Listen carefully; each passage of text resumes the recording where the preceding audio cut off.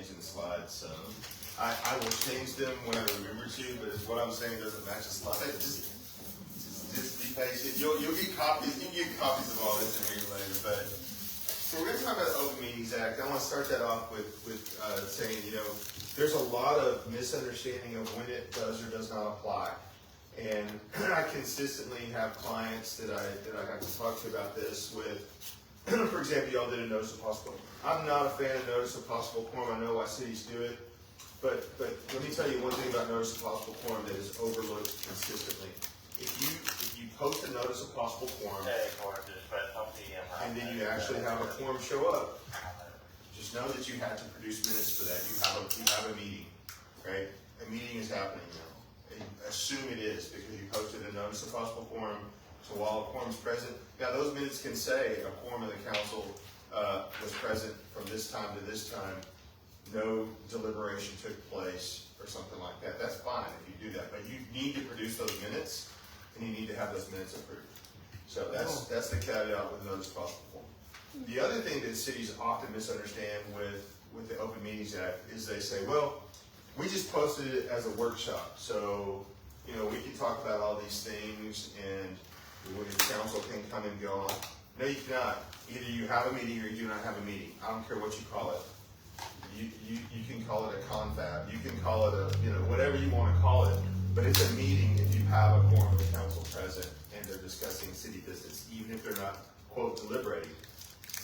The thing I love about the act is it gives us all the definitions, right? It tells us what constitutes a meeting. It tells us what constitutes a quorum. It tells us what constitutes deliberation. So we can't really, don't even attempt to get around those things by calling it other things, right?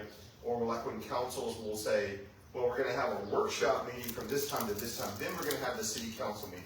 It's like you're just making it more confusing than it should be. I understand the intention, but you're making it confusing for your citizens, in my opinion. And it's not as transparent as just saying, city council meeting, here's a workshop item. And if your people understand that if it's called a workshop item, there's not going to be any vote, that's fine. They can make an informed decision as to whether or not to come then. But it adds another layer of confusion if you have it separate.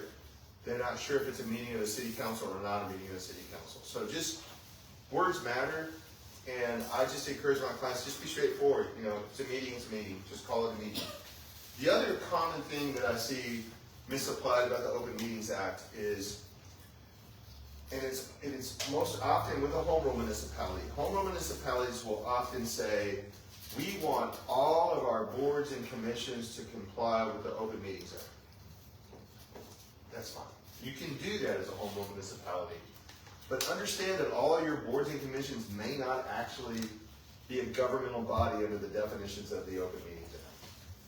I don't like to put requirements on boards and commissions that don't need them. So if a board or commission is just, let's say it's just let's say the mayor wants to appoint a committee to look into a particular issue, right? So that's not a board or commission that would have any final authority. They're not a governmental body under the Open Meetings Act. If you want them to post and hold their meetings in accordance with the Open Meetings Act, that's fine.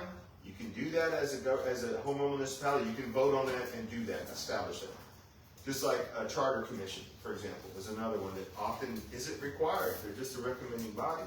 Now, here's the kicker, though, and this comes down to the chief on this one, is that when that commission or that committee, that ad hoc committee, doesn't comply with the Open Meetings Act, have they violated state law? That's a question. See if you're paying attention. No. Did they violate the Open Meetings Act? No. If they did what? If they're don't not comply, considered part of the government. That's No. right. What they violated was your local policy or your local rule where you said they had to comply with the Open Meetings Act. So it's not a Class B misdemeanor like it would be if they violated state law. And that's just, again, that's confusing, and I don't like confusing. And so I tell my clients, don't do it. If the state does not require you to make them comply with that, then don't say the Open Meetings Act. You can establish rules for them, and those rules can say, hey, we want y'all to post, we want you to have your meetings open to the public. Take that extra step and just make rules for them. Give them their marching orders, so to speak. Give them their charge. But don't be lazy about it. Just say they're going to comply with the Open Meetings Act. Don't say that, because then your public thinks they have to comply with the Open Meetings Act. They have to post. They have to meet. They have to keep minutes. They have to do all these things, and it's not true that it's going to be a violation. But they're going to be accused of violating it, and you know they will. So those are just some introductory things on the Open Meetings Act that I think often are misunderstood.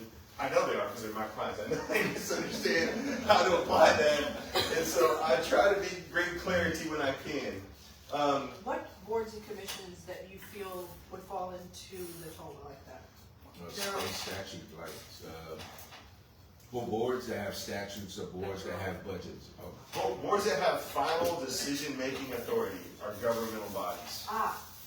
Okay. And plus planning and zoning. So not all planning and zoning commissions have final authority, because the only thing they can have final authority over is plats, okay?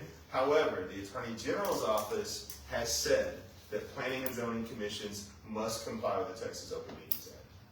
Otherwise, the litmus test is, do they have any final decision-making authority? A zoning board of adjustment, always, right? Because they're quasi-judicial. Your board of building standards, or whatever you call it in Kirby, also quasi-judicial. Those will always have to comply. Economic development corporations, if you have them, must comply with the Open Meetings Act.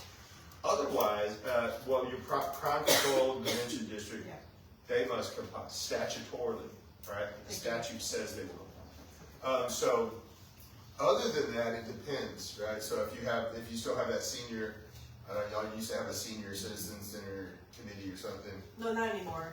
Okay. It's demolished. Okay. And there was always confusion over that. But does it apply, does it not apply?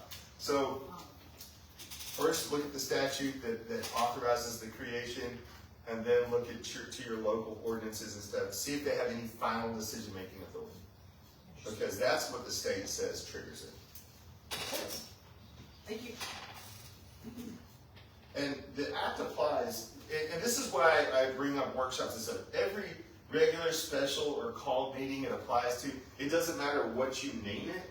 It doesn't matter if you name it a workshop or a town hall. That's my favorite. I'll have a city manager say, "We just want to have a town hall." I say, "What does that look like to you? What do you think that is? Tell me what you mean by that." Well, the council's going to be there. Okay, it's a meeting. You know, I don't care if you call it town hall. You just told me the council's going to be there. That's a meeting. So you can call it town hall if you want. Comply with the Open Meetings Act. Post it like anything else. Don't confuse your public. It's a town hall to them. It just means it's informal, right? They want it to be an informal setting where people can talk to their council, right? And so, look, let me give you an example. Comprehensive plans. People love town halls for comprehensive plans because planners love town halls for comprehensive plans. Because they want people to walk around and look at all the beautiful drawings and ask questions informally and talk to council. That's great. But post it. It's a council meeting. And the minutes are real simple for those because they're not making any decisions. They're just getting public input. And we want that. We want our council to be able to mingle with the public informally like that at something, but we still have to post it legally, and we still have to produce minutes that are legal. And they might just say, the council can convene the meeting, the town hall meeting at this time. Here's what they did for this amount of time, and no decisions or deliberation took place. That's it.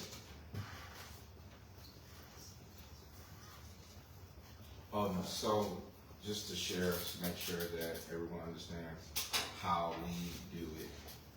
We don't convene town hall meetings for council. Town hall meeting may be convened for or a committee or a topic. We post notice of possible quorum for all our boards and commissions at the same time. And then also the requirement in reference to calling a meeting to order and all those things, the formalities, which is why we post.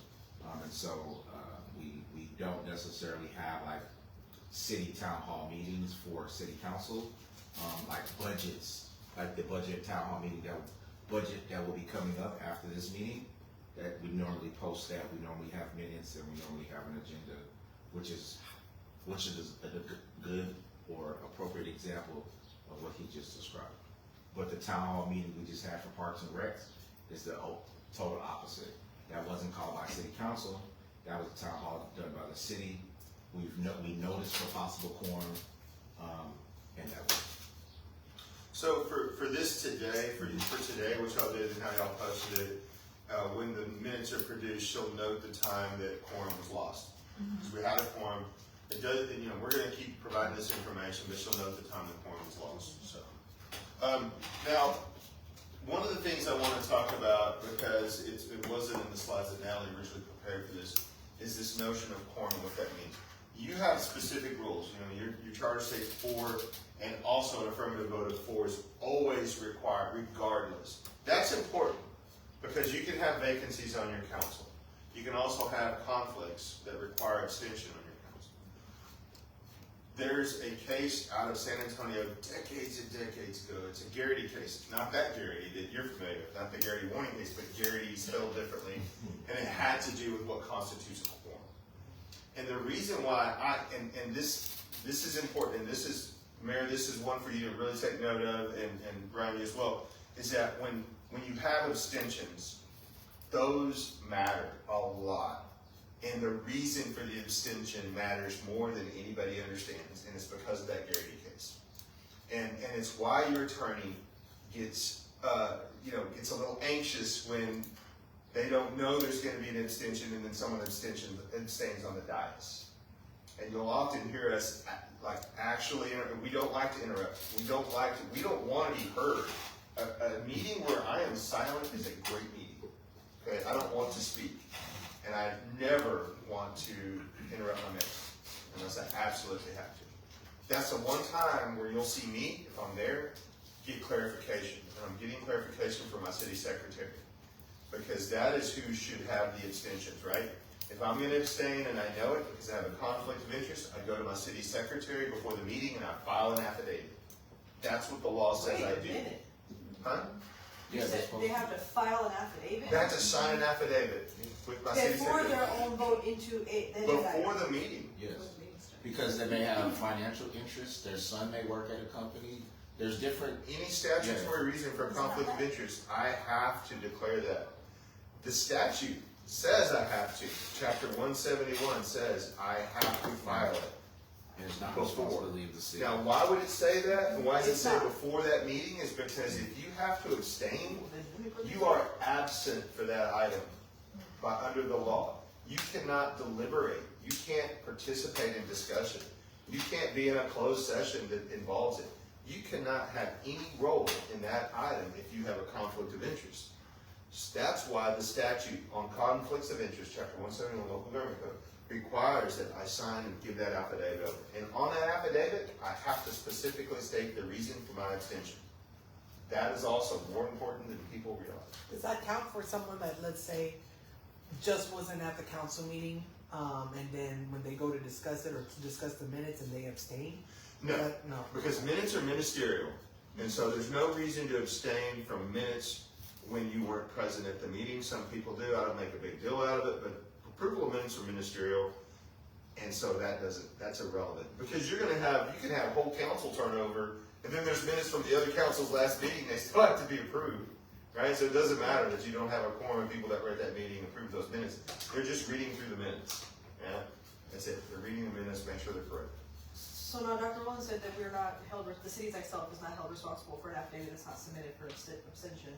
So, That's correct. what liabilities does that bring to the entity if it's not completed by the We'll council? get there. Okay. You're really good at asking questions that are going to be answered. I know. It's like you're a trained law enforcement officer or something, right? Sir, can you please explain? I'm getting there. Here's how I go about topics. I go all the way around and I finally get back to my point. So, but yeah, so on these abstentions, yes, they are required if you're going to abstain. And if you have a question about whether you abstain, for heaven's sake, don't ask me because I'm not your lawyer. But I will try to help give you some guidance. But it's personal. That's the other thing about conflicts. They're not the entity's conflict. They're not my conflict. They're not Brian's conflict. They are your personal conflict. The only reason you would have a conflict is for your involvement not related to being on the council.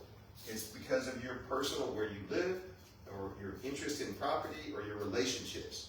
And I can't advise you on that. I can tell you what the statute says, I can show it to you, I can answer questions about the statute, but I don't know your personal situation. You would have to talk to your own legal counsel about that. If you don't want to do that, err on the side of caution, because it's a misdemeanor if you're wrong. It's a misdemeanor if you participate. If you participate in deliberation and abstain and you haven't signed an affidavit, you've actually violated the statute. The statute says you file the affidavit before, right? So now you've got some explaining to do because you participated. So you didn't abstain. If you participated in the conversation, but then you said, oh, I abstained, no. I'm sorry, you violated the statute, you participated, you deliberated. Don't do that. This all matters because of the quorum. So if I abstain and I don't have a statutory reason to abstain, and it happens all the time, I had a P&Z commissioner abstain on a zoning item, and I leaned over, I usually don't do this, and I said, what is your, but he didn't file an affidavit, right? He didn't participate in deliberation, and he abstained, never said a word, but he didn't file an affidavit. So I leaned over and said, sir, what is your reason for abstaining? He's like, that guy cuts my yard, and if I would have voted no, and if I vote no, he's gonna scalp it. I was like, that's personal, man. That has nothing to do with up here. I mean, you can't. Yeah. You know. It's like no. I was like, but I didn't tell that to him. I was like, oh, okay, right. All right, I hear you. You need to file an affidavit. You need to get up right now, go down, file an affidavit. But it's not a valid reason to abstain. Now, I can't tell people, nor can the mayor say you can't abstain. I can't tell people. She can't tell people. If people want to abstain after they don't file an affidavit and they want to do it wrong, we can't tell them they have to vote. I can't make somebody vote. But they don't count. They don't count the same way if they don't have a reason to abstain. So when I'm counting the quorum, if you file a valid affidavit, you have 7 people, and they file a valid affidavit to abstain.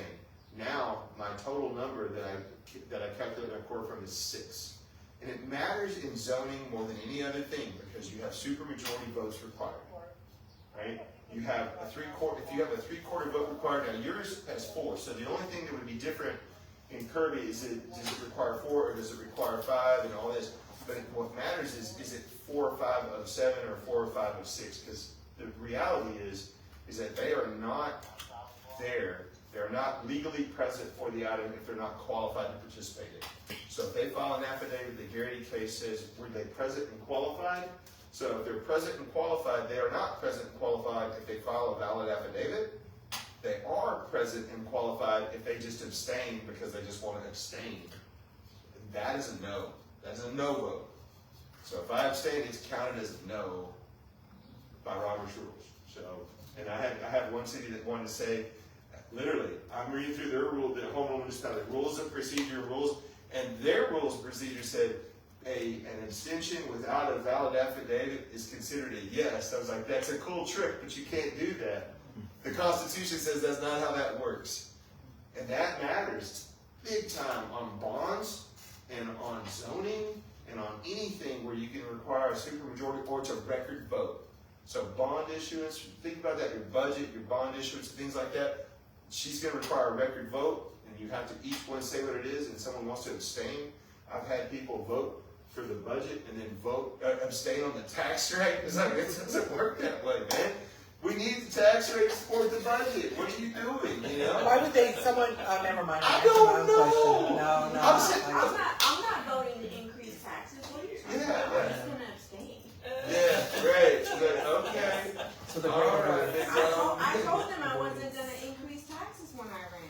Yeah, that's what they like to do. But that can happen, and so you just, and so really, it's mostly for my mayor, city manager, and city secretary to understand how those things work, but I want everybody to kind of know what's going on when you see me scurrying around and talking to, hey, do we have this, do we have, it's because it may really, really matter depending on how that vote comes down. You know, and what challenges there may be to, do we need a supermajority, all those kind of things.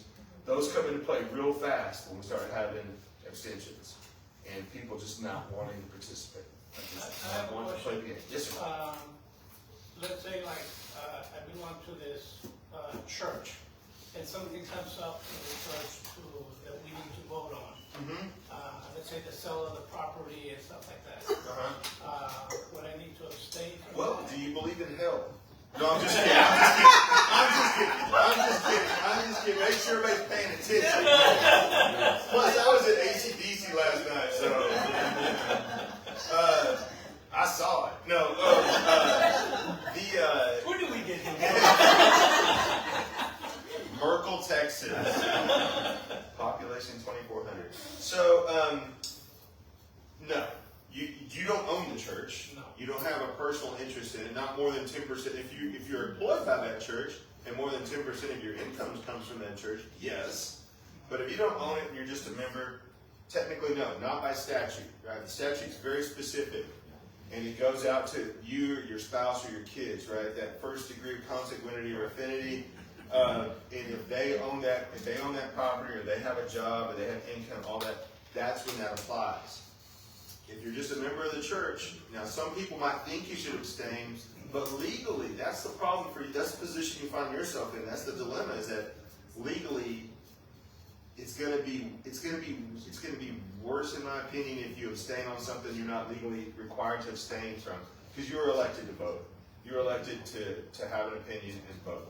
And so, unless you have a statutory reason to abstain, even though I don't advise council members as individuals, when I'm talking in this context, that's what I think is the best course of action, is vote when you can vote. Anytime you're eligible, you're present and qualified to vote, you owe it to your constituents to vote, because that's why you're eligible. Unless I had a personal interest in it. That's right. Buying it or That's doing defined something. by statute, that's right. And same thing, like, for example, think about the notification area on zoning cases. It's 200 feet. And there's nothing magical about 200 feet, except the legislature, who are all so much smarter than us, decided that if you live within 200 feet of a property, it's going to have a different impact on your property than the person at 201 feet. That's just the legislator's opinion. It's not binding on you, right? But it's a presumption, you know. So if you do not file an affidavit, there's a presumption that you should have by the law, by the statutes. But again, it's not required, and I'll defend that decision. I've had to actually defend a mayor and mayor pro tem who abstained on an item, and they weren't in the notification area. They were outside the notification area, and they were threatened with a lawsuit for abstaining. They filed their affidavits and everything. And the reason why they did it, and I've had so much respect for this, is that they both owned undeveloped property that was about 300 to 400 feet away from this notification area, or from this other property. And they knew that if that project went in, they were going to see a huge increase in the value of their property for commercial purposes. They knew it. They had already done they'd already done their due diligence. They'd asked realtors, they'd asked appraisers, and they said, "Oh my gosh, yes, you need to vote for that, because if it passes, your property's going to double in value." Well, once they heard that, they were like, "Well, then I can't, because it's affecting my property different than anyone else's, than the general public." And they did the right thing, even though nobody would have fact-checked them on that. Nobody knew about that until they filed those affidavits. And they didn't talk to each other either. They separately came in and filed those affidavits. And when that attorney called me telling me he's going to sue them for that, I was like, you don't get to do that. You don't get to decide when a person has a conflict. That's personal. And you're telling me you're going to sue two public officials because they did the right thing. I was like, I'll defend that. That's fine. You sue them. I was like, me and TML, we'll figure that out, because that's great. I was like, they'll never lose an election again. It's like, you do that, that's going to be mayor pro tem for life, because the public's going to be like, what? They did the right thing? You know, they knew they were going to make money, and they said, I'm going to abstain because this could affect my property. So those things matter greatly. This is what the Act says constitutes a meeting. So when a quorum's present and the public business is taking place, so there's deliberation over the public's business. Now, I am a rule follower, right? But I'm not so much of a rule follower that I'm gonna get on my councils when they're present. Y'all know that, like, you can go. T-Mel's in San Antonio this year. And I expect y'all to see all of y'all there. Come by the booth, say hi. We'll have one there. And it's inevitable that you're going to have quorums of councils present. And something at some point, it can be at a happy hour, it can be somewhere, something's going to come up about the city. And they're going to have a chat. Now, are you violating the Open Meetings Act when you do that? Technically, you could be if you're deliberating about public business with a quorum of the council outside of a posted meeting. That's technically what this rule says. You do need to be mindful of that. And it's funny because I love roaming around TML because when they see me coming, they're like, "Oh, there's the attorney. Let's stop talking about city business." I was like, that's not funny. Because you were.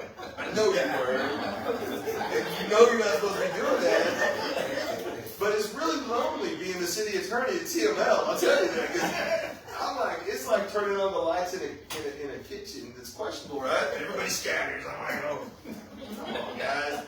Come on, just don't do it. Don't be talking about it. But, you know, that can be a problem because someone could say that constitutes a meeting. And this is where that trust comes in. Because if you got someone there, they could be recording that conversation. They could be recording that whole conversation. You know, you never know. You might get a hiccup. They say, "Janisha, what'd you say? Can you say that? Can you say that again? You know, a little clearer." But that question's going to come up. I'll get all kinds of those questions when TML gets here. And there's other times that can come up as well. We're going to talk about walking quorum quite a bit. I think we have a separate slide for that, maybe. We'll just talk about it now. So here's the thing about walking quorum. It's on slide 22. Is it? Walking quorum, yes. Thank you so much. I should have you been pushing the other. Okay, let me see what this is. Okay, we'll get there. Like I said, I gotta go all the way around and then I'll come back. So walking quorum is often misunderstood, and with technology, that's become really fun. The pandemic did some crazy things to all of this stuff, and they suspended some of the rules during the pandemic because everybody's going to do things remotely. Secretly, I loved working from home all the time remotely, but that's another topic altogether. It was a challenge when you start talking about walking quorums. Those challenges still exist today because all those temporary rules got revoked. They all went away, and so you can have text chains that constitute a walking quorum, email chains. You can have calls, serial calls. You don't have to be together to be a quorum, and you don't even have to be. Those things don't have to happen at the same time to be a quorum. Like, it's not just a walking quorum if you're all on the same email or the same text. It's a walking quorum once a quorum of council members are engaging in a discussion on the same topic. So if somebody thinks they're avoiding that walking quorum by, well, I called this council member and then I called this one, and then I called this one, and they were separate conversations. No, you didn't avoid a walking quorum. You created a walking quorum. And that's the problem with it, is that council members often think, or they're told erroneously, sometimes by an attorney, that that's not a walking quorum. That is absolutely 100% a walking quorum. Once that quorum is reached, it's a quorum. And it doesn't matter that it's a series of communications. That's the pitfall that catches everybody. The other common one that comes up, and this is one of my favorite, this is a very common blind spot, individual meetings between developers and council members. I have great respect for my colleagues who do development, and they hear from me all the time about this, and I rain on their parade constantly, because I'll find out they're setting up meetings with my council members about the development. Here's the warning to you all, is that attorney, and I won't name them, I can name all of them, won't name them, they don't go to jail. They don't violate the act. Their client, their developer client, their big developer, they can't violate the law. The only person in that meeting that's taking place that can violate the law is you. It only applies to elected officials. It doesn't even apply to state officials. It literally only applies to local public officials. So you're the only one that can violate the Open Meetings Act. And so if I'm a developer and I'm about to invest $300 million in a development in Kirby, Texas, I damn well want to know if I've got the votes to do that. and I wanna know from my planning and zoning commission, and I wanna know from my council. How am I gonna know? I'm gonna go talk to everyone. I'm gonna tell them how great my project is, because I don't want you criticizing my project in a public meeting. That's bad for business, because other cities are watching too. And if I can't get it done in Kirby, maybe I'm gonna go to Selma, maybe I'm gonna go to Congress, maybe I'm gonna go somewhere else. I don't want them seeing you pick apart my project, so I don't wanna talk about it in public. I wanna talk about it in a coffee shop. You know, my attorney wants to talk to you in my coffee shop. The problem is, once he meets with a quorum of council members, we violated the Open Meetings Act. But by we, I only mean the elected officials, not me, not your city manager, not the developer's attorney, and not the developer. And so when I find out those meetings are going on, I call immediately and I say, you do not have permission to meet with my client without me present. You are putting my client at risk for violating the Open Meetings Act, and you know it. They know it. But it doesn't put them at risk, so they're happy to do it. Why? Because they're gonna drop hundreds and hundreds of millions of dollars on this project, and before they get that land under contract or under option, they wanna dang well know they got the votes to get it approved. Don't fall for it. They will make you feel special because you're an elected official. They will buy you a meal. They say, oh, you're so smart, you're doing it. No, man, they're counting votes. The only reason to meet with you is to count votes. That is it. That is it. And you just politely tell them, I appreciate that. And it sounds like an amazing project, and I would love to hear about it with my colleagues at a council meeting. That's the answer. That's the answer. They're not going to go away just because you say that. I promise you, they will not go away. They will do their due diligence, which they haven't done because they're being lazy. They don't want to spend a dime more than they have to on that due diligence. You're their due diligence. If they can just get you to meet with them and count to a quorum, count to votes, count to 4, they don't have to do all that other money spending. They don't have to pay consultants to do all this demographic checks and to do all these different things that you do to check market analysis to see if it'll support the development. Make them do their work, make them get their stuff together, make them come to a public meeting so your public hears about it. Because you don't want the public to hear about it when you get alleged to violate the open meeting. And why would that happen? Because you actually evaluated it and you voted no. And I've seen it happen where a developer is so frustrated with a planning and zoning commission where they, not their attorney, but the developer themselves said, when I talked to each of you, you said you would support this. It's like, wow, he just outed that whole planning and zoning commission, you know, because they weren't going to vote for it. They were just being polite and meeting with him. They didn't want it. They didn't want apartments, right? So they were voting no. And he was so mad that he just stood there in that public meeting and admitted that he had met with every one of them. So anyway, that's my caution to you. It is a violation. It covers all the essential elements of a violation. And one of these days, someone's going to get prosecuted for it when it doesn't go the right way. Deliberation, just so you know, means a verbal or written exchange between a quorum of a governmental body or between a quorum of a governmental body and another person concerning an issue within the jurisdiction of the governmental body. What that means right there, between a quorum and another person, y'all don't have to ever talk to each other. Just talking to that developer, that's enough. Because you're all talking to him about the same topic, you're all engaging in deliberation. It is a violation, it is a meeting, it is deliberation.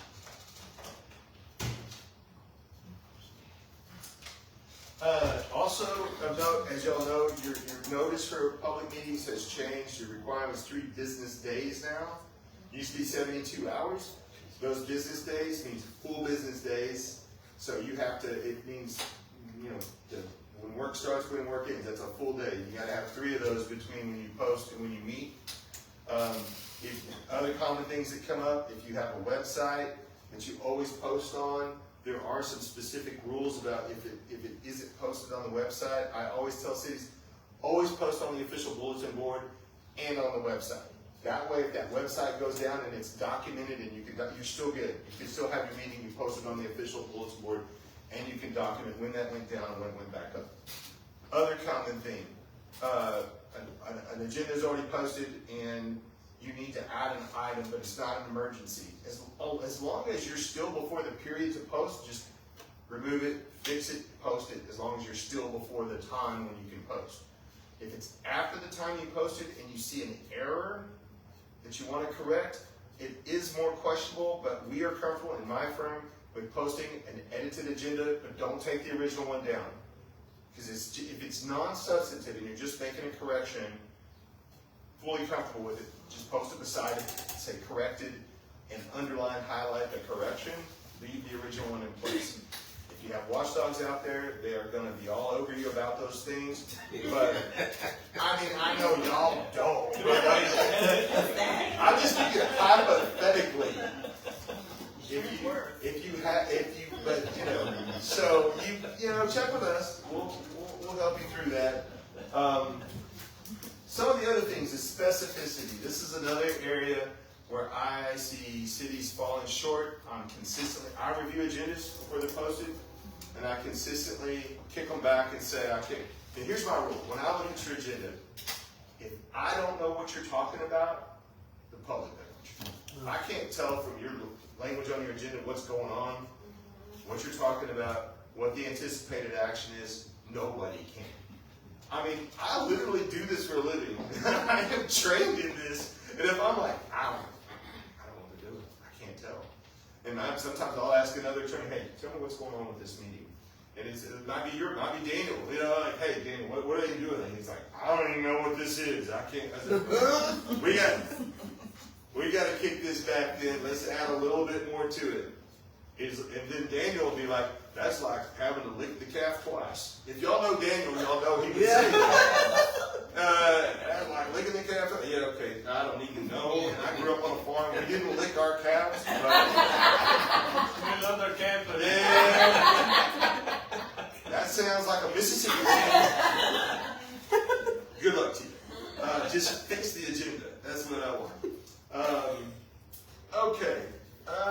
Let's see what else. Okay, this is where I think we're going to get to the emergency. This is a slide you'll want to look at. Emergency actually has to be an emergency. An emergency isn't we forgot to do it. That's not an emergency. Like, we forgot to put this on the agenda, so we want to do an emergency posting. It's like, no, your failure to do your job is not making an emergency that falls under the law, so we can't do that. But if you do have an emergency, like let's say, I had several with emergencies, all that flooding, all that rain was happening, all that flooding was going on. 1 hour is all you have to have, right, to post an emergency meeting or to add an emergency item to an agenda. But the other thing you have to do is notify all your media. You have to send that out to the media specifically. And I always suggest if it's an item that's going to impact a particular property or individual, pick up the phone, give them a call, give them specific notice to them as well, even though the statute doesn't require it. But 1 hour is all you need to do, but we forgot to post it, not an emergency. There's also this interesting one under the emergency that you can recess to the following business day as well. Like, so I had a situation recently when I was in the city of Cibolo. We were in the meeting, and all of a sudden we had a tornado there. And there was a tornado, and it went through. It started here. Like it started in Kirby. It kind of was in Kirby. It was bouncing up and down through Congress, and then it went over Civil Insurance, and then out past Santa Clara, I think. And so while we got the alert. And we're in our council meeting, and we were told, y'all need to take cover in a secure room with no windows. And this could have come up, right?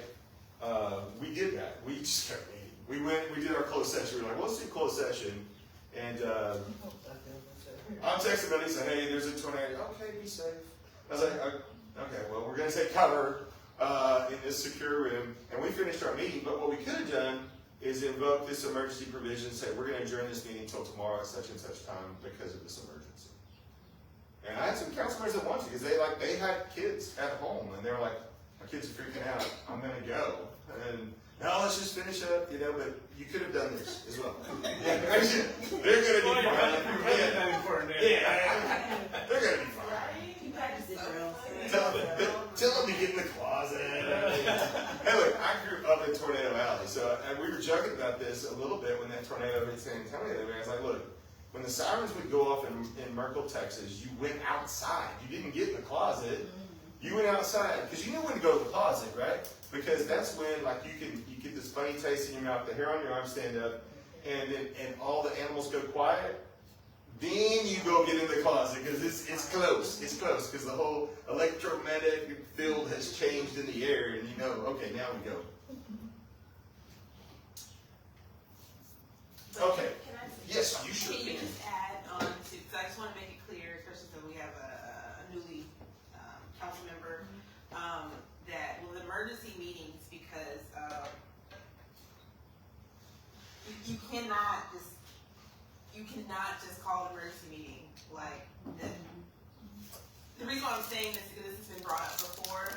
Well, why don't you just call an emergency meeting? And I'm like, there's actually specific requirement for emergency meeting. It's not, and we can get in trouble for calling an emergency meeting that's not needed, correct? Yes, in fact, yes.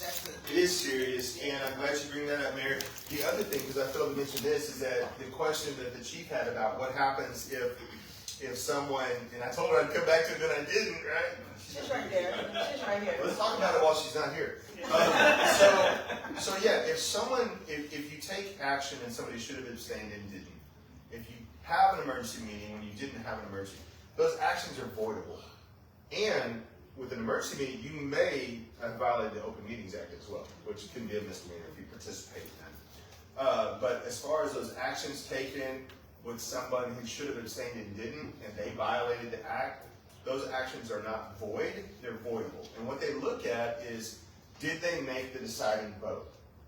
Because that changes things a little bit. So if that item would not have passed but for their vote, what I tell my clients to do is run it back.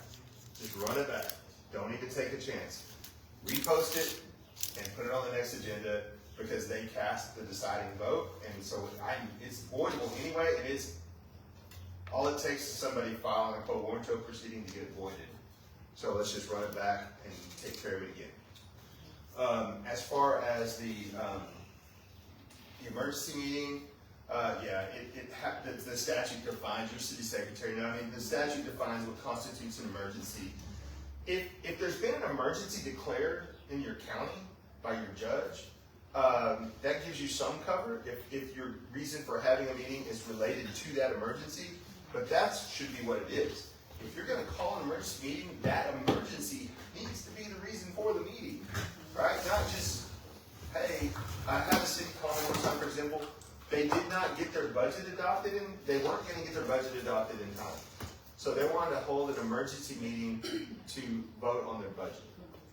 And I was like, that's not an emergency. That's your plan. You know, that's not an emergency. Because the statute has a provision.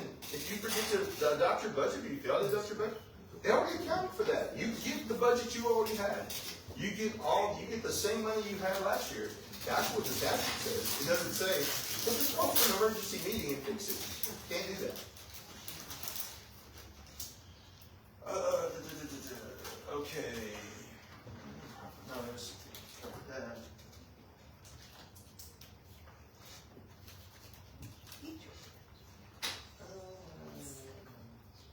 Okay, yeah, so reasonable rules, highly recommend those for keeping order. Here's the thing, I'm not the sergeant in arms, I am not the parliamentarian.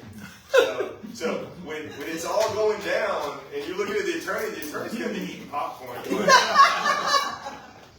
Anybody getting this content? Yeah. Because I'm not going to keep order. It's really not my thing. I mean, look, I'm not going to let anybody come at y'all, but at the same time, I mean, it's not my job, because I can get in trouble, right? I can get in trouble. I have a license, and I'm not going to put myself in the middle of something like that. But you do need rules. Perfectly acceptable to have a sergeant in arms name, preferably with a badge and a gun, in my opinion. But also, parliamentarian, I can give you legal opinions on rules and things, but generally that's not my role. What about when you're making a very specific motion, like if it's a resolution, and Want assistance with that? and somebody says, I vote to approve. is that when the attorney would? Yeah, so, yes, I will. So if the, like, for example, y'all have a rule that says you can't make a motion with more than one topic, or something such as that. I forget exactly how it's worded, but can't make a compound motion. Like, I couldn't say, I move to do this, and this, and then this, and if this happens, then I'd like this to be, like, no, one topic. You can make now, and I remember when I was coming to meetings, I had to actually speak to one of those one time where the motion was, and I said, time out, and what I normally suggest is let's break it down, let's do multiple motions, and then we'll do a main motion, right? So let's get the elements approved by the body, and then we'll come back and approve it all in one final motion. I try to break it down into bite-sized pieces because your rules say that, and really Robert's rule says that too. So yeah, so I will get involved if it's not a legal motion. And my pet peeve, just between us, we won't tell everybody else, but like, it's not a motion to table unless you're gonna take it back up in that meeting. It's a motion to postpone under Robert's rules. So unless your local rules say something different, don't make a motion to table if what you mean is we're gonna take it up next month or 2 months after that or whatever. If you say a motion to table, that's just dead unless you bring it back up that meeting. A motion to lay it on the table means we're going to take it back up later. It's a motion to literally lay it on the table, let's do this over here, and then you remove it from the table and act on it. If what you really want is to do it at the next meeting, make a motion to postpone to a date certain. I'll make a motion to postpone to our meeting on such and such date. The reason why you do a date certain is because if you had any public notices or public hearings or anything attached to that item, you don't have to be published. Because like, let's say you had a public hearing on a zoning case. You've had the public hearing there and you're ready to vote on it, but somebody's they're not sure they want to do it at the next meeting. Because you've already had the public hearing, you won't have to have it again as long as you postpone it to a date certain. Otherwise, we got to go through all that again. That's expensive and time consuming. Where is date certain? Yeah, date certain. Yeah, I want to postpone it to like let's say we're Like doing July this. 15th at That's 5:07 right. PM. No one that asked, they said, hey, when is our meeting in August, the second meeting in August? Okay, I move that we postpone this item to August whatever. And then you're good to go. As opposed to table. And it's, believe me, everybody says it, and I correct it when I can. I'm like, don't do that. You postpone, but everybody does it. I go to meetings all the time and I hear them say motion to table, and I'm just like, ugh. I'm not the parliamentarian, they got a little parliamentarian in me, and I'm like, alright, that's not what it should be. Just opinion over here. It's good to put a date on it because Yes. don't forget to bring things back. I mean, it happens, right? You're like, I don't really have enough information about this. No one ever really counts the city manager for more information. We have other things to do and we kind of forget. So you have it on with the date. City secretary knows that it's going to go on that specific agenda, so you can have your information ready to make a decision. And Mayor, for your purposes too, if you suspect someone's just trying to kill something like that, they're just trying to not take action on it and set it aside so it doesn't come back up, that's your opportunity to say, are you wanting to table this and talk about it later tonight? Or are you wanting to postpone this to a specific meeting in the future? And if they say, oh, well, I want to take it up at another meeting. Which meeting would you like us to bring that back to? We're going to put a date on. And you can put that in your rules. To Manisha's, that's a great point. That's why she's here as a former council member. Is like, that's great. Put it in your rules and say, if you're going to move to postpone something, let's postpone it to a specific meeting. Because you can always do it again, right? If that's not enough time. And you get to that item and it comes back up. If we're not ready for it, let's motion to postpone it for 2 more meetings, 3 more meetings on whatever day. So it's just a little way to keep things present and coming back.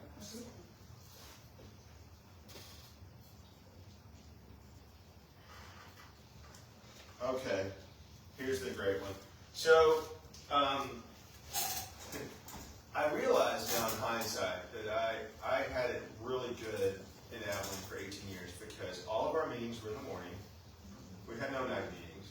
I come down here and I only have night meetings. So all of our meetings, every board and commission and everybody took place in the morning. And I realized that, the people think we're doing a great job. Nobody ever comes and complains or says that they all working. They're not going to come up there at 9 o'clock to speak in citizen comments. And so in Abilene, we didn't even have a section, because back then it wasn't required. We didn't even have a section for citizen comments. So unless it was a public hearing, citizens weren't speaking. And then I come down there, I'm like, oh my gosh, these people are crazy down here, meeting at night, and everybody's showing up with an opinion. What's going on? And anyway, so, but now they've codified it. They've made it a law where you have to allow citizen comment. Now, you can adopt reasonable rules on your citizens' comments, but as we're about to talk about, the Fifth Circuit. This pertains to, I'm so sorry, just to Yes. clarify, you're pertaining to the meeting, the Yes. citizen comments. Public meetings, citizen comments, and meetings. Now, What about hearings? What's the difference? yes, I was just about to make that distinction. So there's a difference between citizen Remember we comments. said circle. Yes. Okay. I have self-diagnosed ADHD, so I can't keep my focus. Yes, there's public hearings, there's citizens to be heard, citizen comments, and then there's those public hearings that are required for grants, right? I mean, those are different too, because you can have a grant public hearing, and y'all know what to do, right? So if you're in, but we're not going to go into those because that's just confusing. But there are public hearings that some grants require that don't even require the council to be present. They just post it, and the citizens can show up. So. But a public hearing and a citizen comment section can have different rules entirely, right? So I can adopt rules for my citizen comment section, and I can also limit the comments that citizens are going to make to items on the agenda if I want to. That's considered a reasonable rule. Most cities don't do that though, because you want to hear if citizens want something to go on a future agenda. But technically you can say your comments must be limited to an item on the agenda. You can also make them choose between speaking and citizen comments or speaking at the agenda itself. Some cities allow citizen comments before the meeting, and then they will allow citizen comments on each agenda item if they want to, and they'll even allow them to speak at the end of the meeting. I don't recommend it, but if you want to be fully transparent, I mean, whatever floats your boat, whatever your citizens want, your constituents will let you know. But the rules can be different. Like you can maybe let them speak for 3 minutes in citizen comments, but on the item, they only get 1 more minute. It's 1 minute, for people who speak at the item itself. A public hearing on like a zoning request, cities handle those different too. They'll let the person asking for the rezoning present their case, or they'll let staff go. Then they'll let the applicant speak, and then they will open the public hearing to general comments. All those things can be set in your rules, right? All those are perfect and legitimate. The thing that the Fifth Circuit changed recently, well, let me cover the rest of this stuff first. When you set those reasonable rules, as y'all know as council members, you can't get in a dialogue with someone during citizen comments. You can make a factual response, or you can agree to place something on a future agenda. But you can't get in a back and forth and answer, because citizens will come up there not knowing the rules or not paying attention, and they'll be asking y'all questions, and then they'll be like, "Are you not going to answer my question? Are you not going to?" And y'all are sitting there looking at me, and I'll be like, the attorney says that we can't answer your question, which is true. You can't answer your question. I'll be like, that's true. That is true. Can't answer your questions, So there is that, right? And then in public hearings as well. In public hearings, they will speak, and often the council will want to hold all their comments till the end when you do your deliberate. Close the public hearing, then the council will deliberate amongst themselves. But if you have questions, specific questions, you can reopen it to ask a question to somebody and have them come back. You can do that. I would rather council do that than get into a dialogue with someone while they're at the podium speaking. And that's just from doing this so long. And the reason for that is often you'll hear something as a council member and you'll immediately want to ask that question.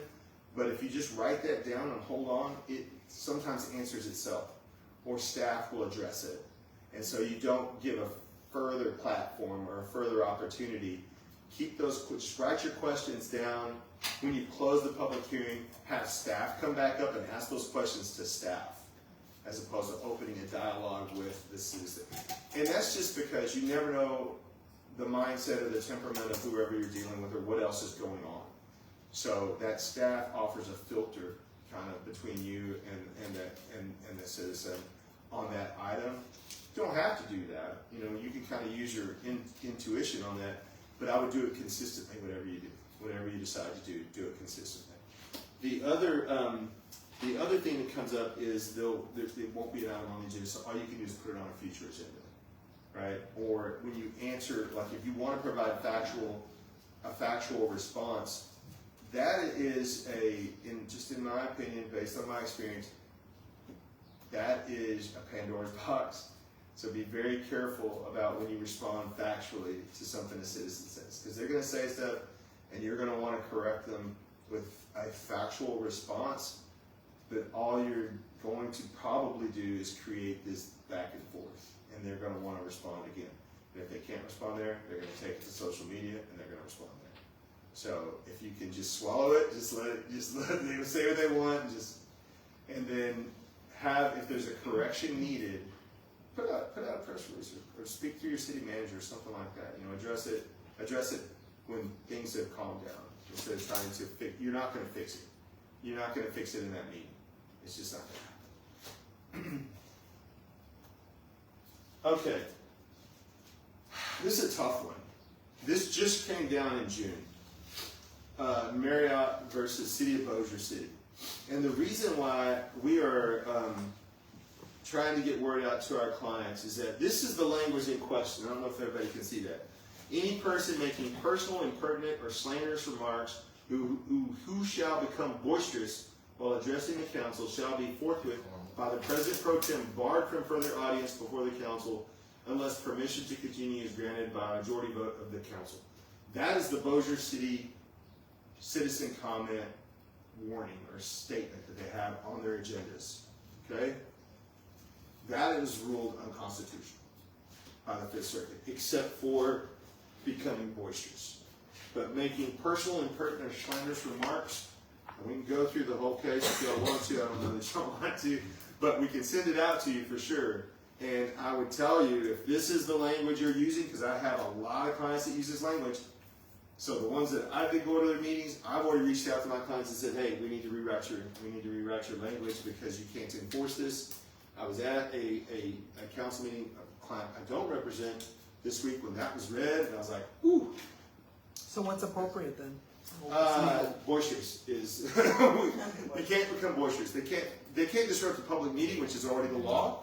You can't disrupt a public meeting. So we can work to formulate a language and better define what, it's all about definitions. So even if you just say become boisterous, we need to have a good definition of boisterous. There's one in this opinion, Chief, that I can send you. Sure. If you want to see it. Yes, please. Because the Fifth Circuit left that alone.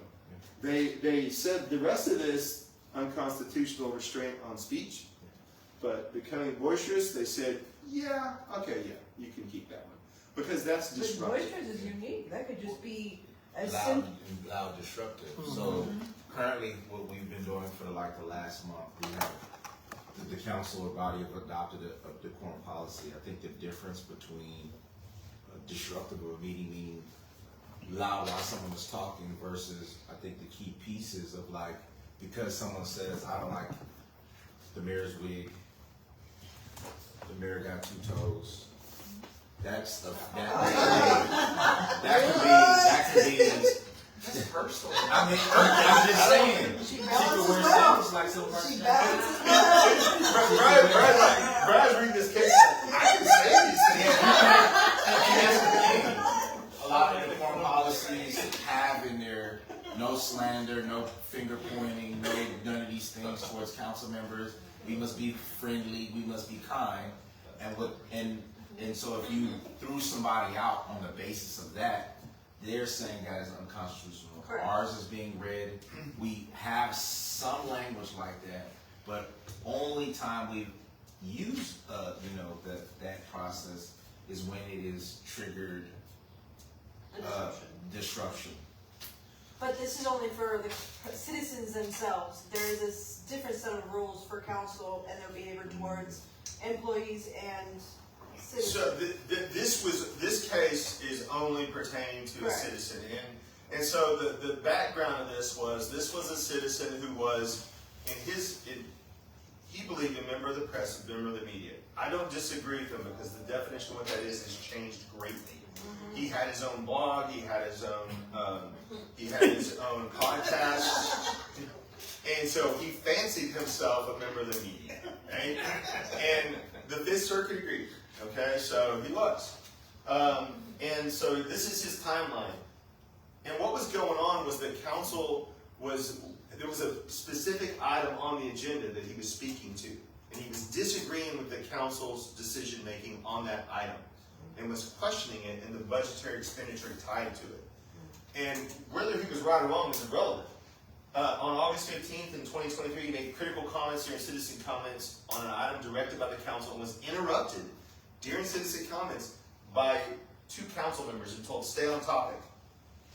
I mean, he's like, he's just questioning their judgment on a particular item and they're telling him to stay on topic because he was pointing out that, well, the council is wanting to hire this outside attorney, this outside counsel to look at this issue.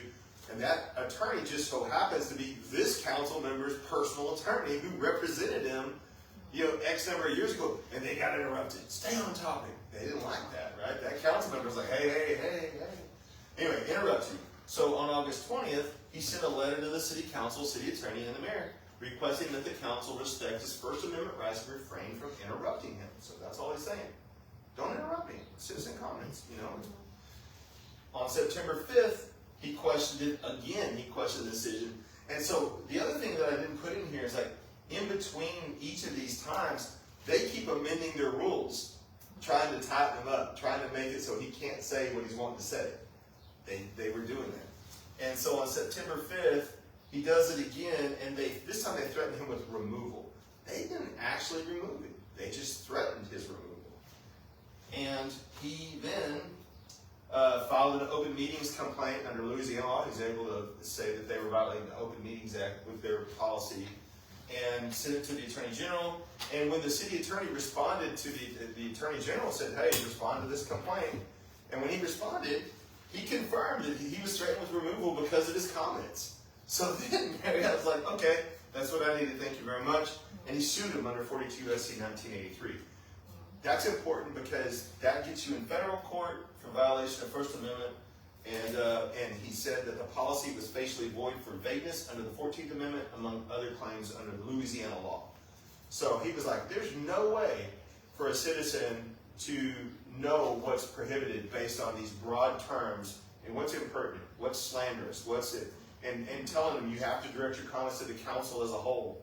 He's like, well, the council as a whole, it's that council member right there who's trying to get his buddy, the attorney, hired, So in the Fifth Circuit, they agreed with him. They said, even though that lawsuit was dismissed at the district court, so that's kind of how these things work. That's why here we are in 26 talking about a decision that started in 23. That's how long these things take. He appealed it from the district court to the Fifth Circuit Court of Appeals, and they held that the city's prohibition against personal and pertinent slanderous speech constitutes unconstitutional viewpoint discrimination. And so that is now the law in Texas because we're part of the Fifth Circuit. And we need to adapt. And what they didn't touch was boisterous, and there's a whole discussion in the case that I can, if you haven't seen the case, I'll get it to y'all, that talks about what is boisterous, what constitutes that, and why, more importantly, why they left that alone. Because that's more, the way they described it is when you're boisterous, that's more of a physical disruption of the meeting. Like you are doing things to physically disrupt the continuation of good order in the meeting. And, Chief Cardona would say that, yeah, I think she already has that authority if it's bad enough, if it constitutes a breach of the peace. But I think it doesn't have to necessarily do that under this language if we craft it correctly, because that way, if we anticipate that that's what's going to happen, I think that's enough for us to say, hey, hold on a second, everybody. And, I've seen it handled different ways. When something like that's happening, I had a situation in one of my client cities where there had been a tasing that had occurred that was controversial. So there was a particular auditor that started coming to our meetings and disrupting the meeting verbally and things such as that. And, the mayor, about the third time it happened, my mayor just said, you know what, we're going to take a 10-minute recess, gabbled us out into a recess, cut the feed. So, we're gonna kind of take away the oxygen. We're gonna take the oxygen out of the room. We're gonna have a recess. our council left the dais and went into another place, and you know, and they cut the live feed and all this kind of stuff, and it just kind of died down that way. But I think that type of disruption would still be considered boisterous, and there could be a removal. That particular council was just very patient, and they didn't want to have people like had never happened there before, so they didn't want to do that. But their hand got kind of forced, and then they tightened up their rules. But now those rules that they created after that, the Fifth Circuit is saying that's unconstitutional. So I don't necessarily agree with the ruling, but that is the law of the land. So now, I just want to make it clear, so now, if certain citizens to be heard, they can, because we already let them, 3 minutes, you can pretty much say whatever you want to say. We have people talk about recipes, hairstyles, anything, you can say whatever you want to say, right? But, before, it was saying that, you know, you can't, like, point out, like, you know, council member such and such, or the, you know, you can just like the body's whole. Now you're saying if they want to say, hey, Councilor Molina, you know, did such and such or whatever, they're allowed now to say that as long as they're not, you know, using maybe like profanity or whatever, whatnot. Right. Right. Just Right. get As long as their they're they can voices. use names now if they. If they can stay there, Okay. stand there and be calm and insult a councilman, yeah, I think this is saying. Okay, I you just know, want to make sure. Okay. But now here's the other thing though, like because you can adopt reasonable rules, I think you should look at all your rules on citizen comments. This, yes, you know, they say what they say, but if you want to limit what they can comment on to the agenda items, you can do that. If you want to limit the time further, you can do that. If you want to further define what is boisterous and like raising of your voice or thing, you know, you can put reasonable rules on there that you can still enforce. And if nothing else, if someone just kind of keeps their cool while they're insulting the council, that's still a win, as opposed to elevating everything or purposely elevating things by you know, gesturing or, you know, yelling. And I mean, that's just, you know, so. And this just came down in June, and so councils are all trying to figure this out, what this is going to look like. TML as well, you know, and you know, ask other mayors how they're handling it. You know, reach out to TML, ask them if they're going to put out guidance on it. I mean, they're a great source. I mean, we're doing the same thing. You know, we're kind of studying what's out there. We're communicating with TML. And the consensus that I'm hearing is, it's a terrible ruling. Well, it's a terrible ruling, but now it's the ruling, so we gotta. And the Fifth Circuit, folks, is the most conservative circuit out there. They're the most pro-city, pro-law enforcement circuit we have. And so for them to make that ruling is shocking, but it's also troubling because if that circuit made that ruling, then this is where we're headed. This is the trend. And I have my own theories on why a Republican court in the Fifth Circuit would decide, oh my gosh, you can say whatever. I don't know. I have my own theories, but it's like, it doesn't matter what I think. This is what we got. Can you share? I was gonna say, can you share specifically with this body in part of the training? Well, while we ask for the training, how are they navigating that between each other? So they have the core rules for council as well.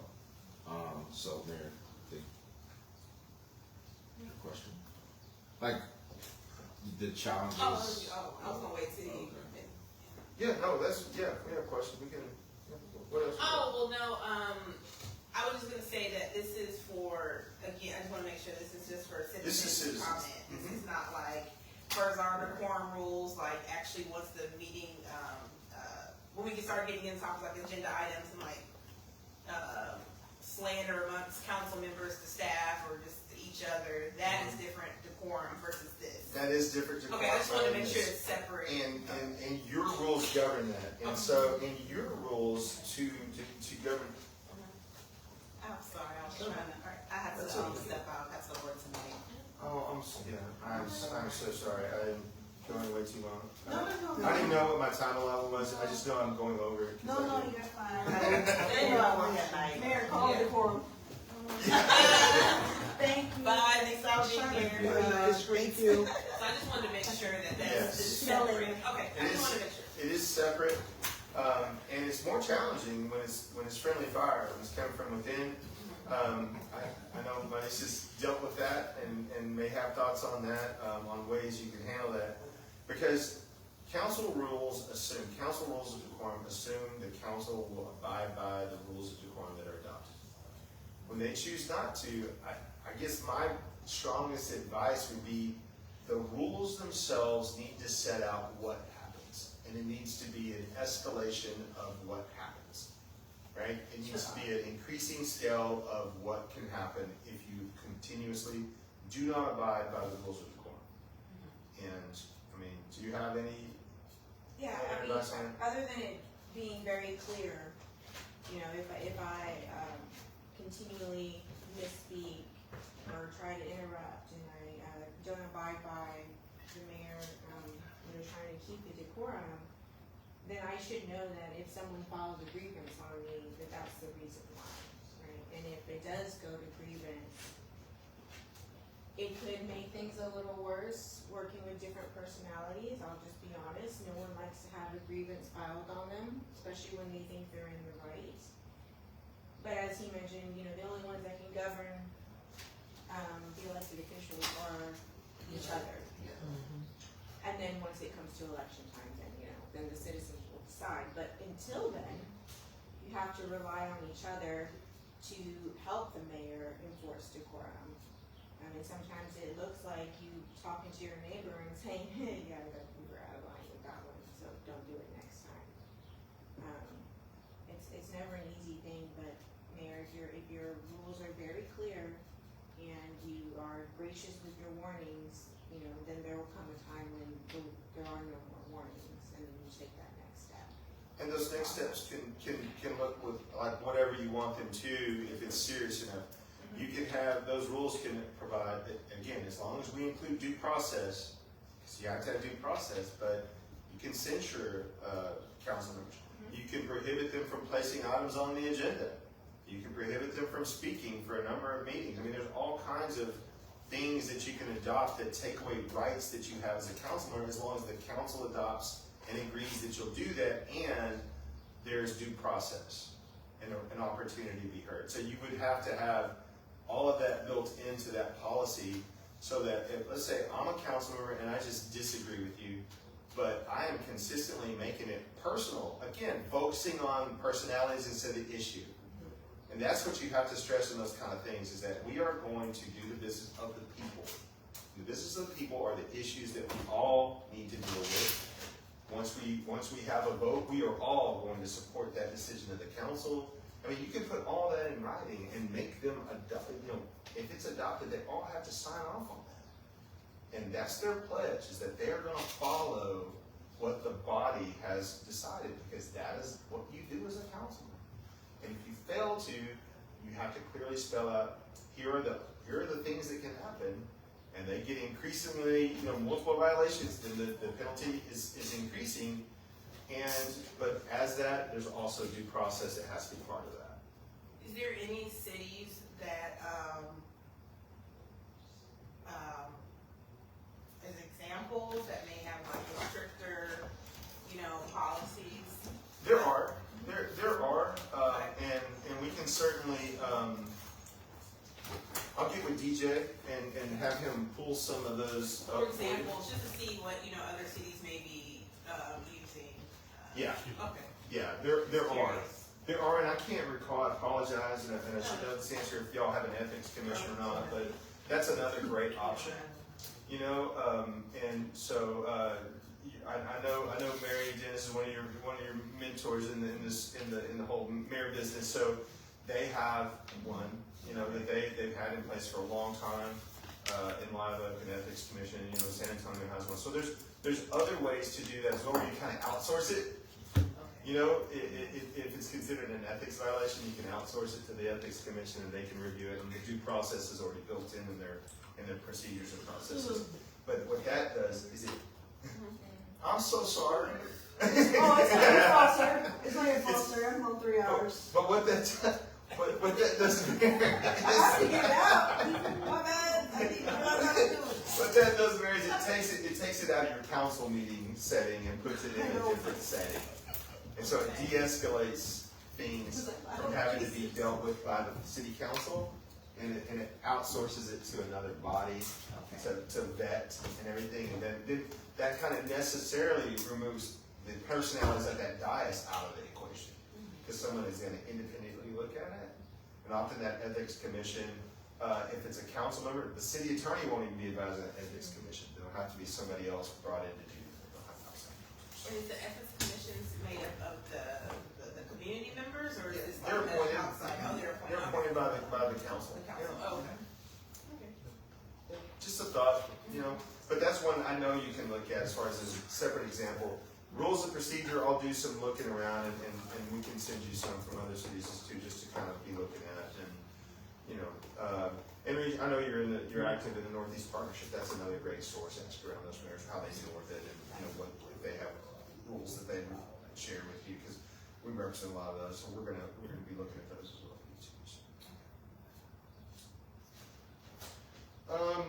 I promise I'm almost done.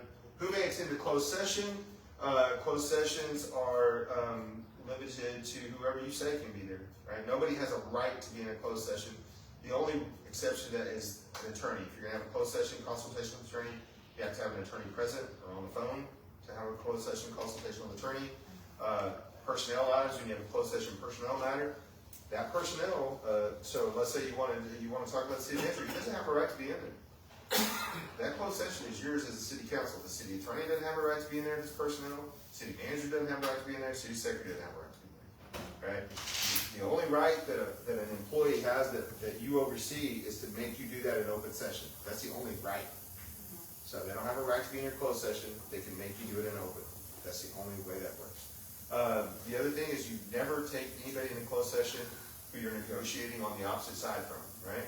So if you're negotiating purchase of property, don't bring the property owner in a closed session. You just lost all your confidentiality.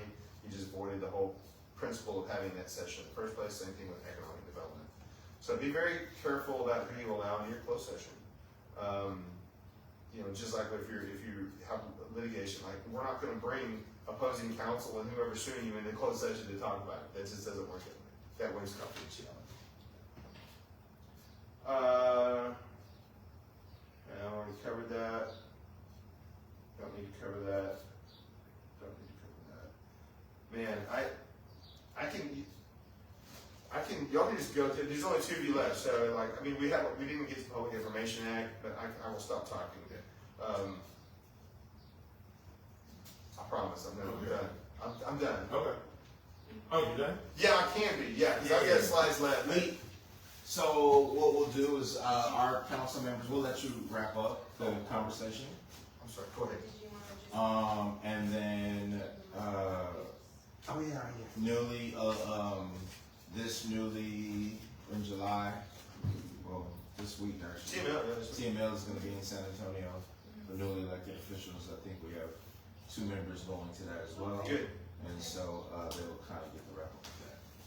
2 things, and then I promise I'm done, that I might need to tell you about. One is on public information, just a very, very, very, very short version is every piece of information you have as an elected official about city business is public information.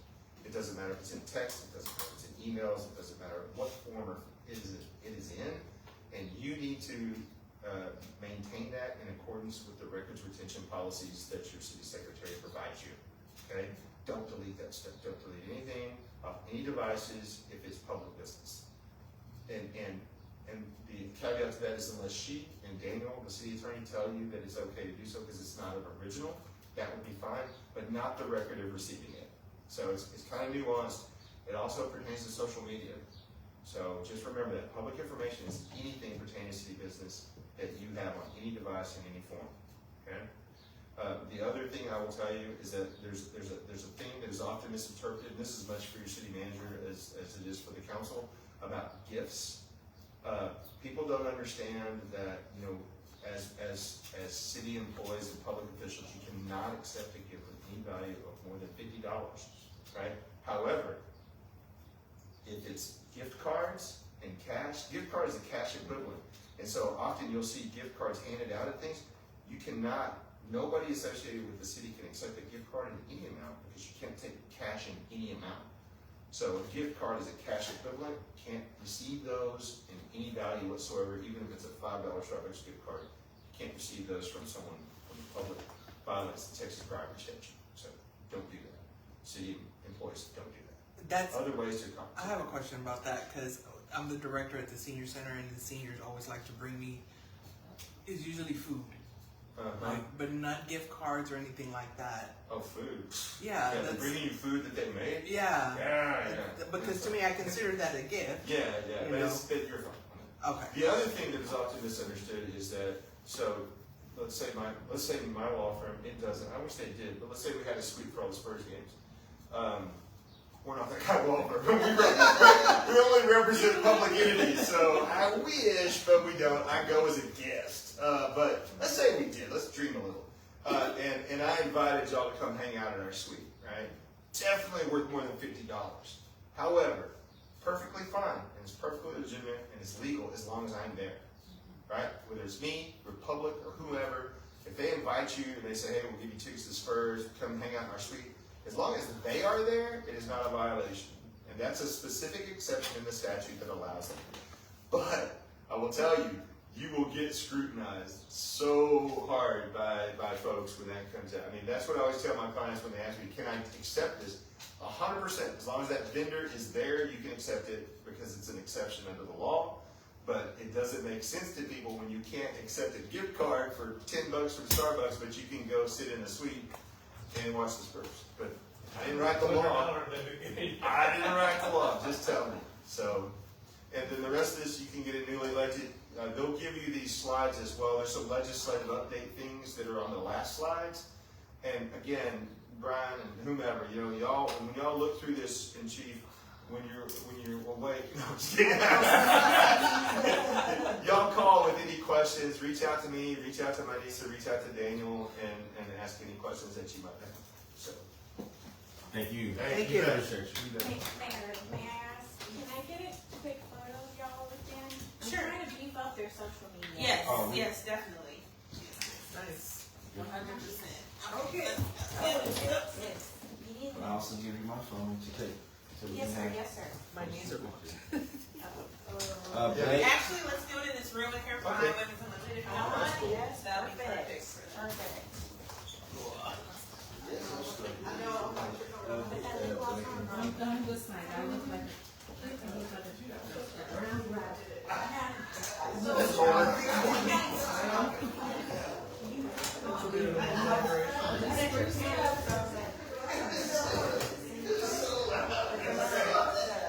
How are you today? I always like seeing your smiling face. You're always coming like smiling. You know, our council.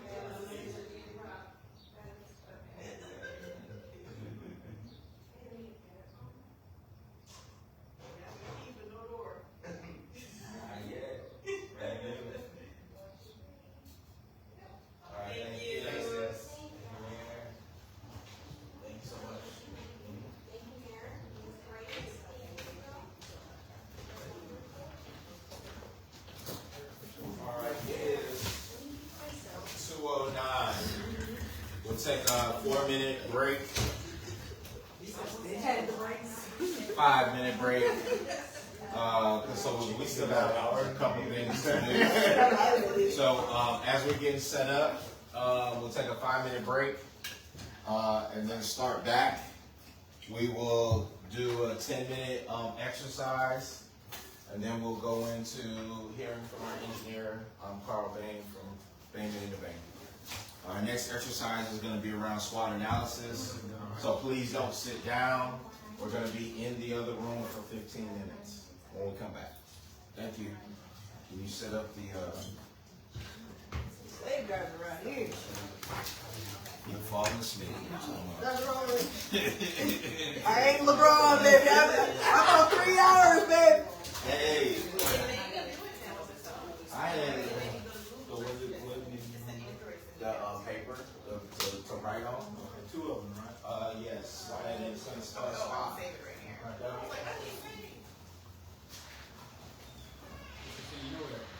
The butcher, it's sitting, so if you look at the table, it's got a ton of stuff on it. I'm gonna have to walk around this parking lot, that's what I'm doing.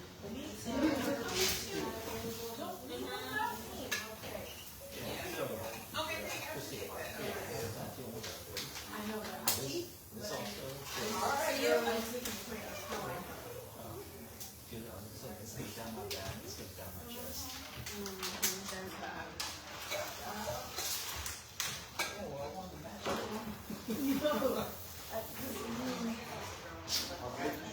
I got no shame in my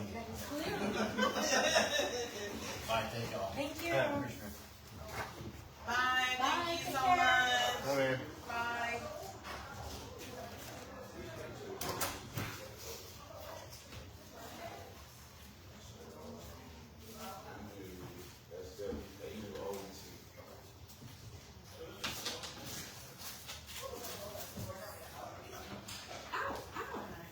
Okay, that was dramatic.